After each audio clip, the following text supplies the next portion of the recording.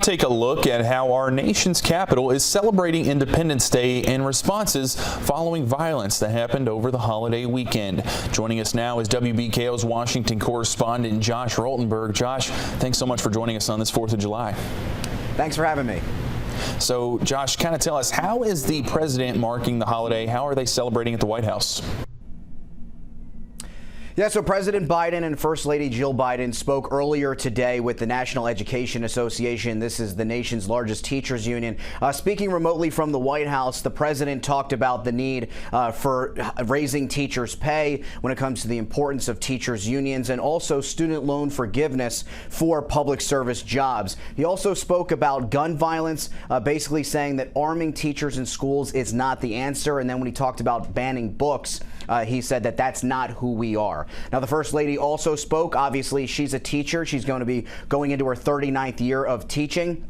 And she said that her husband, President Biden, is the quote-unquote education president. Now, later tonight, the president and the First Lady will be hosting military veterans and their families for a number of barbecues, as well as an event to celebrate the 4th of July, including watching fireworks from the lawn.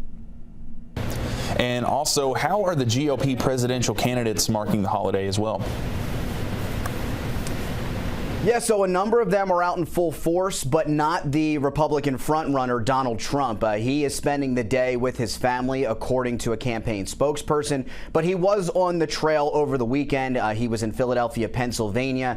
He was also in South Carolina, speaking to a number of his supporters.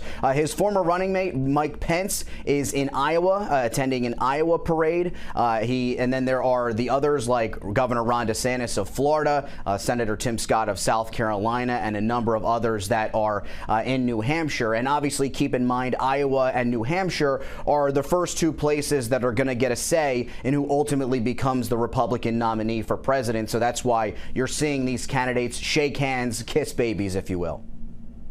Shifting gears here a bit, where is the United States on the question of guns following a series of mass shootings that took place over the holiday weekend? Yeah, just another tragic weekend here in the United States. You had 5 people that were killed yesterday in Philadelphia. You had 3 killed in Fort Worth, Texas at a festival. And then over the weekend, you had 2 people that were killed, 30 total that were shot in Baltimore. So the gun violence epidemic is just continuing to get worse in this country. A nonprofit, Gun Violence Archive, says there's more than 330 mass shootings in America already this year. President Biden speaking out about that today, and he released a statement with the White House basically calling on congressional Republicans to come to the table for common sense gun reform. He's called for the reinstituting of the assault weapons ban. He's called for safe storage when it comes to access to guns. He's called for an end for the immunity of gun manufacturers, and also he's asking for universal background checks. But obviously, this is something that has just been a hyper-partisan issue here on Capitol Hill. Republicans not interested in any of that whatsoever. But the president also marking the 1-year anniversary of the deadly Highland Park shooting that took place this time last year, where 7 people were killed for a July 4th event. The president praised Illinois for getting rid of assault weapons back in January. And as we just got done saying, that's something that he would like to see nationally, but unlikely to happen.